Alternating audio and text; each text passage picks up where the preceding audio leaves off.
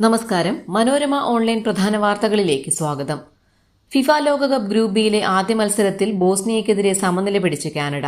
76-ാം മിനിറ്റിൽ താനി ഒലിവസേയ്ക്ക് പകരക്കാരനായി ഇറങ്ങിയ കെയിൽ ലാരിൻ കാനഡയുടെ സമനില ഗോൾ നേടി. ആദ്യ പകുതിയിലെ 21-ാം മിനിറ്റിൽ സ്ട്രൈക്കർ ജോവോ ലൂക്കിച്ചാണ് ബോസ്നിയയുടെ ഗോൾ നേടിയത്. നെടുമങ്ങാട്ട് 1.5 വയസ്സുകാരൻ അർഷിത് കൊല്ലപ്പെട്ട സംഭവത്തിൽ ചൈൽഡ് പ്രൊട്ടക്ഷൻ യൂണിറ്റിനുണ്ടായ വീഴ്ചയിൽ കർശന നടപടിയുമായി മന്ത്രി ബിന്ദു കൃഷ്ണ.